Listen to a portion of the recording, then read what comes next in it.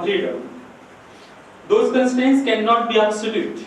The constraints on freedom cannot be absolute. However, the resistance is not possible without such degree of freedom. You cannot resist a thing without, if you don't have any freedom, you cannot resist the thing. The freedom is necessary. A small kind of a little freedom is necessary to resist the thing. Otherwise, one cannot resist the thing. We have the freedom to utter the word here. We have the freedom to recite our poem. We have the freedom to write our poetry. This freedom is necessary to provide the resistance to the hegemony or dominance, whatever it may be. It is possible to distinguish between emancipatory resistance from the resistance that has been offered by the oppressive forces. Resistance to power and domination or hegemony may be more complex than it appears on the surface. One of the forms of resistance comprises social agency in the feminist movement also, or on caste, as in the case of Ambedkar movement. This type of resistance problematizes the social norms and seeks social changes. Coming to the point, why resistance is needed? Why we need resistance? Why resistance is needed for the society? In the context of Indian culture, I hear say that most of the Mehsana excludes Sudras from studying Vedas and ultimately from gaining knowledge of the time. Not only reading or studying, but the interpreters of the Veda also prohibit Sudras from doing anything the Vedas direct the people of upper caste, upper three varnas. Later, as we know, Manusmriti bluntly tells about Sudras that they do not have rights similar to the other three varnas. Sudras are not Vidharmi or Adharmi. What is interesting is that this fourth varna falls within the range of a definition of Vedic or the modern Hindu society, but not completely inside or not completely outside the society. According to Anik Iswari, the dilemma that Dalit movement and its literary expression show is the reflection of this inside-outside game. Dalits feel that they are the part of Hindu society, and on the other side, they also feel that we are outside the fold of Hindu society. The dilemma is everywhere you can find in the Dalit literature, Dalit poetry. It is strange ambivalence that can be witnessed from the Vedic Yuga to the colonial period and to the modern Hindu nationalist period also. But the adherence to the Varnashram gave birth to the social exclusion. And the social exclusion can be seen in context of economic, social, civil, political rights, the wider context of basic human rights also. Thus, the social excluded community grew into deprivation and disabilities of various kinds. The powerful created some barriers and boundaries to resist the excluded. Through the excluded and the included group share certain commonality regarding their religious and political affiliations. So those who are excluded and those who are included also say certain things. You may call it the religious affiliation are the same. If the excluded community is Dalit, then its religious affiliation with the particular religion is an included community. And even the political affiliation, you may call the many Brahmins are related with the Congress or BJP, many Dalits are also related. So their political and religious affiliations are there. However, the boundaries between them are not closed forever. There are instances of assimilation and inclusion, particularly in economic and political sphere in recent times. You can see the economic assimilations are there. But the constant conflict for the social and cultural assimilation is reflected in modern Dalit movement. The urge for equality and the freedom and relentless effort to get it has played an important role in setting the tone of the Dalit movement. Some powerful groups monopolize control over certain resources and opportunities. I am skipping one thing. In such society, the society which is adhering to the Shastras or whatever, or written texts, reason is conditioned and finds extremely difficult to break the hold. You may call it when how many years we have been fighting to break this hold, to break this conditioning of the reasoning, and how many years we will have to fight for this. It is we can't say that thing.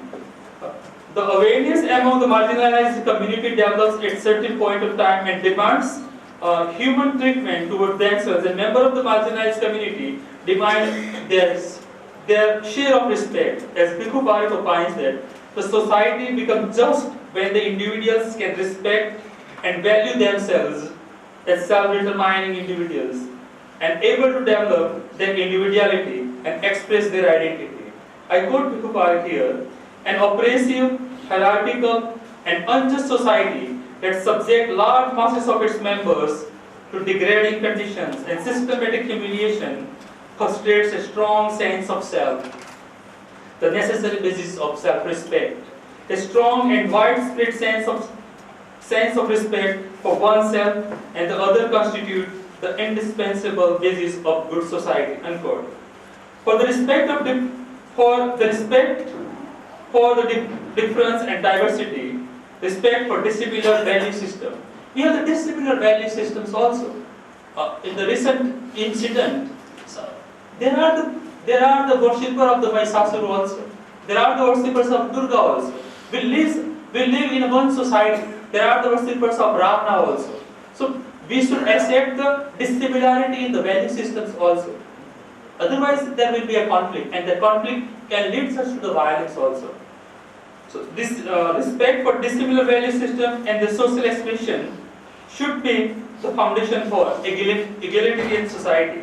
The Lokayat tradition generally did not endorse the Brahminic Jati Varna and were explicitly anti-Vedic. Whatever may be, whether it is Kabir or Raidas or Lokayat traditions, are generally you can find the anti-Vedic. They do not endorse Jati or Varna systems also. In this tradition, caste and gender constitution were absent. The bottom layer men and women are free to acquire high positions in these traditions. These traditions were the part of Hindu religion cultural traditions also, but marginalized by the hegemonic power.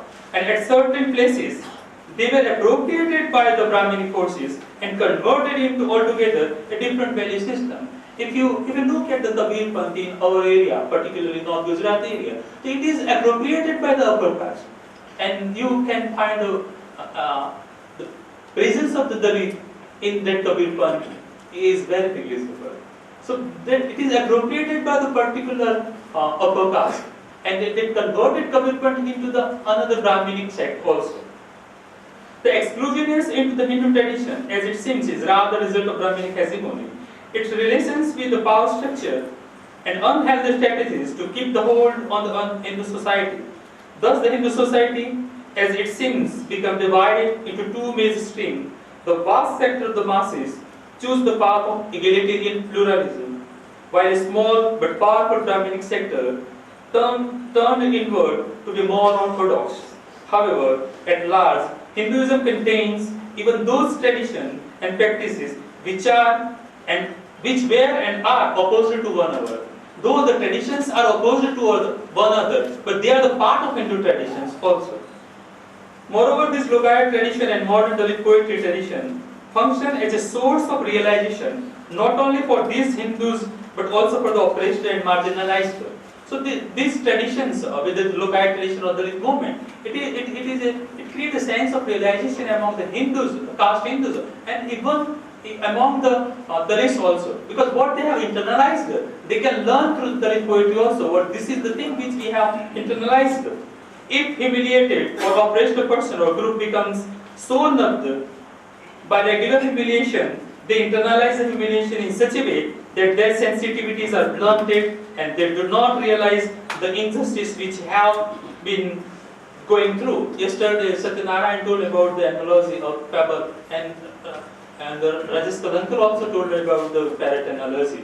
When parrot doesn't realize that this is the case for it, you should realize this is the case, then he can revolt against it.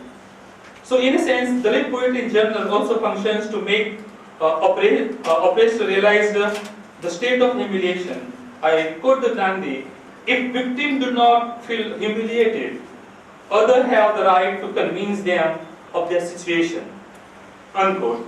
It is true that social changes in India have been swift and perceptible since the last quarter of the 20th century. These changes are visible in cultural tradition and in structural aspect.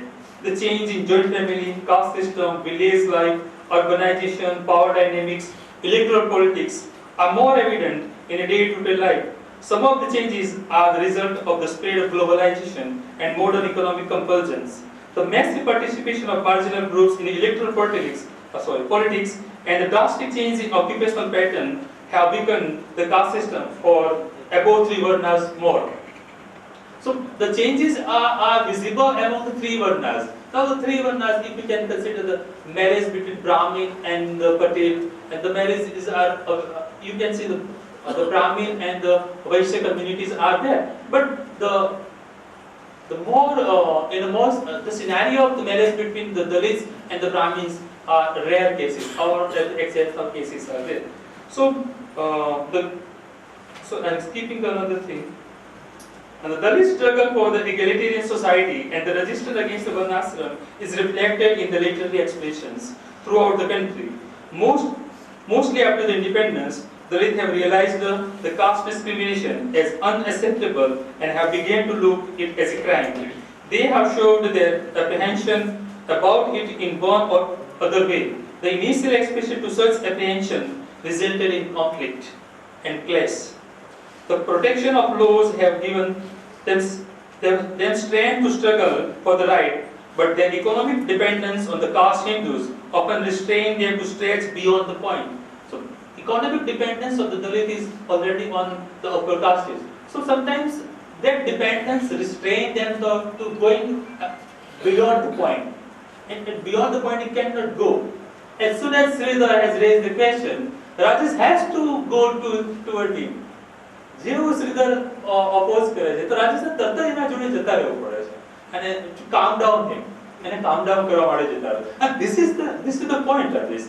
આ point આપણે beyond limit નથી જઈ શકતા. This is not a limitation, but this is the peculiarity of this complex point. આ complex point ની peculiarity છે. આપણે એક beyond point થી તમે struggle નથી કરી શકતા, because we are the part of the society. So we cannot struggle beyond the point. Our economic dependence, our relation with the system is there. So, however, in many villages, the encounter with the caste forces reached the level of physical clashes, as it was obviously not possible for them to confront the economically and politically sound forces. Eventually, to save themselves from the daily clashes, they have to migrate to the urban areas. Here I would quote a Telugu poem composed by the Bozatakram, a poet from Andhra Pradesh. Where one goes, one finds vanished human beings. Wherever you go, whether you go into the city or whether you live in the villages, wherever one goes, one finds vanished human beings, sacrificial corpses, untouched lives. When the nation marched, leaving them behind, you were stopped and asked, "What about us? What did you tell them, Babu? What did you do for them? What did you do for them?" You said, "Untouchability should end, but caste must remain.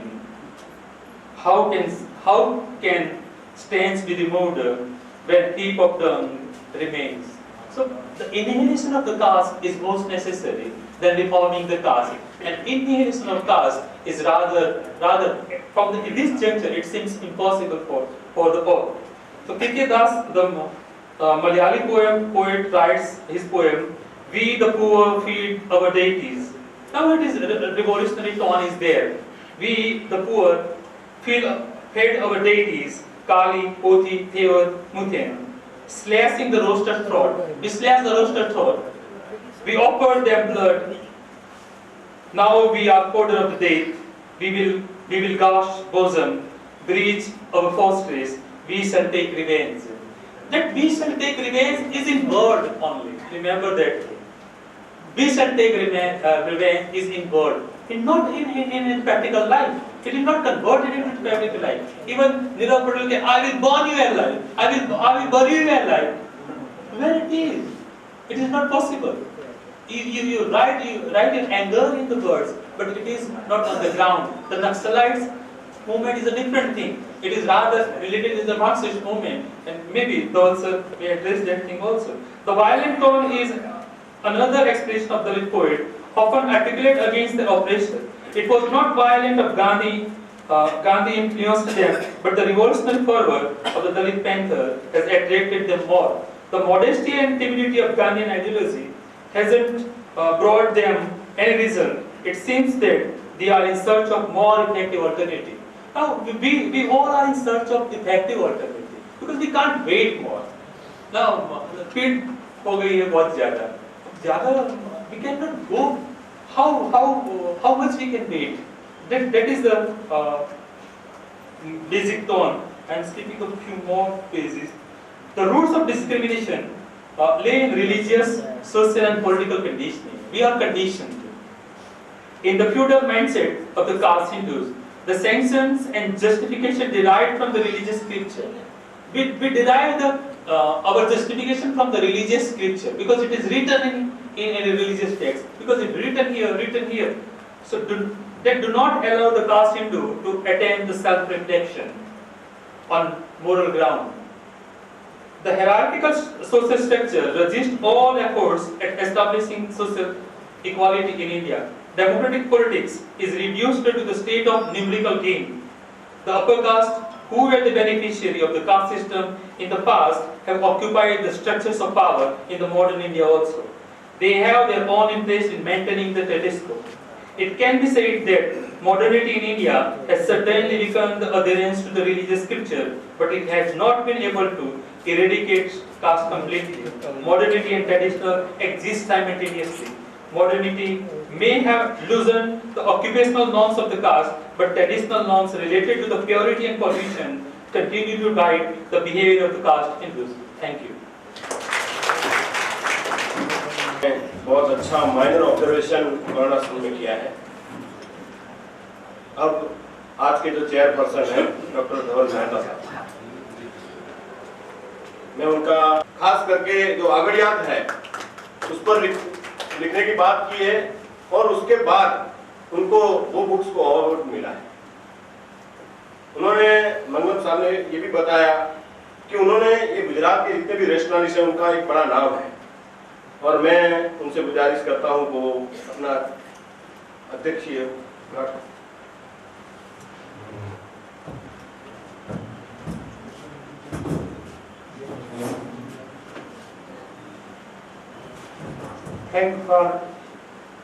Thanks for the very kind introduction.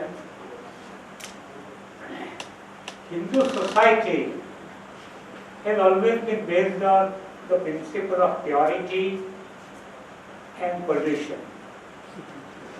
This purity and pollution has a very limited opportunity of polarizing the society, because it is a main thing which has polarized the society.